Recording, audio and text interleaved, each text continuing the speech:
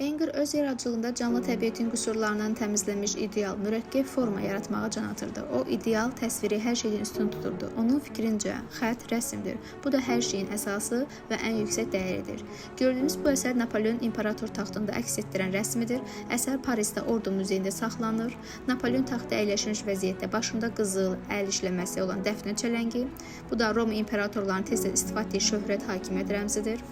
Duruşu əzəmətli, klassik üslubda işlənilmiş bir kompozisiyadır. Sağ əlində hakimiyyət simvolu, sol əlində ədalət çubuğu, taxta geyimində və ətrafında dekorativlər, müxtəlif arı fiqurları, Napolyona aid şəxsi simvollar, yəni hərfləri və qartal motivləri görünür.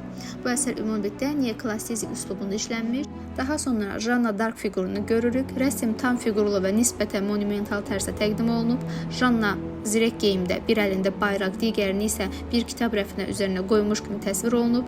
Burada zirəkli geyim onun qadınsı bədən formasına uyğun gəlmir.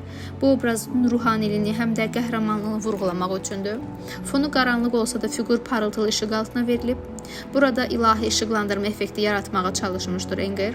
Əsər neoklassizm üslubunda çəkilmiş və burada Enger öz həyat yoldaşını model kimi istifadə etmiş. Özünü isə sanki kənarda səhnəyə şahidlik edən bir çavuş kimi təsvir etmiş, rəssamın həm milli, həm də ilahi mənəvi əlaqəsi vurğulamağa çalışmışdır. Louvre muzeyini gəzərkən daha bir əsəri, Romuald Akropolun qalibi əsərini görürük. Mərkəzdə qırmızı və bənövşəyi tonlarda paltar geyinmiş, başına dəfnə çələngi olan qəhrəman fiqur dayanır. Buradakı qırmızı mantiya qürurun, qəzəbin, ağ paltar təmizlik, ilahi gücün, başındakı çələng isə əbədi şərəf qələbəsini təmsil edir. Əlinin yuxarı qaldırması əmr verməsi və yaxud da jest kimi göstərilir. Kompozisiya ümumilikdə qəhrəmanlıq, dostluq, qurbanlıq kimi anlayışları simvolizə edir. Səhnədəki atın gərginliyi döyüşün xaosunu simvolizə edir. Eyni zamanda kompozisiyada bir qadın fiquru da yer alır. Araşdırmaya görə qadın Axillesin sevdiyi şəxs də ola bilərdi. Onun mavi geyimi paltarlarının rəngi sakitliyi, kədəri ifadə edir. Sol tərəfdəki əsgərlər sülh və diplomatiyanı təmin edir, təmtəraqla gəlmiş vəziyyətdədir.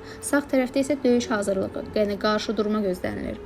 Bu əsər neoklassizm üslubunda işlənmiş və qədim Yunan-Roma sənətinə xas olan kompozisiya quruluşunda simmetrik prinsiplərlə qurulmuşdur.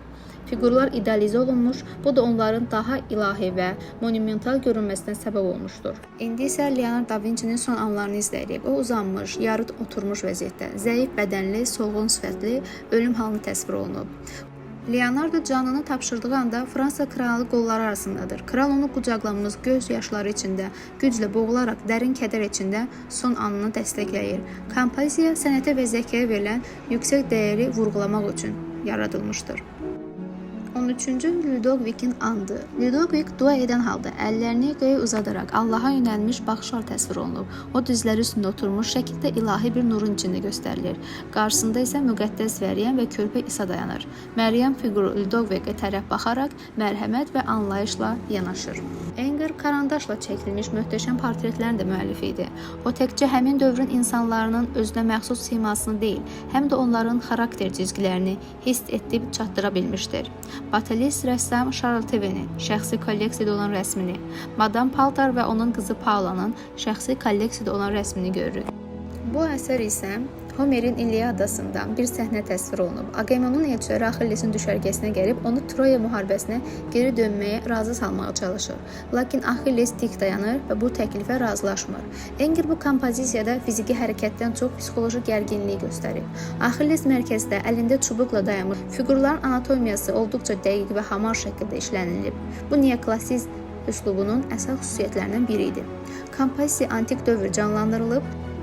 Bu əsərdə diz üstə oturmuş aristokrat qadın Şəhzadə de Broglie təsvir olunub. Onun zərif və incə quruluşu, bədəni, melankolik düşüncəli baxışları diqqəti cəlb edir. Açıq rəngli, sadə interyer fon diqqəti tam şəkildə modelin üzərinə yönəldir. Arxa planda pərdə meyvələr işlənmiş, dekorativ detallar yer olsa da element diqqəti yaymır. İşıq birbaşa modelin üzərinə və geyiminə yönəlmiş. Bu da qadının zərifliyini və incə ruhunu ön plana çıxardır. Geyindiyi açıq göy rəngli atlas paltar, incə işlənmiş bəzək detalları ilə olduqca zəngindir. Geyimindəki bəzəklər, bilərzikləri, zərif zinət əşyaları onu aristokrat statusunu vurğulayır. Rəsm bitdi, amma danışacağımız çox şey var. Qələm sizdə, bir abunə, bir şərh. Kim bilir, bəlkə növbəti ilham mənbəyi siz olacaqsınız.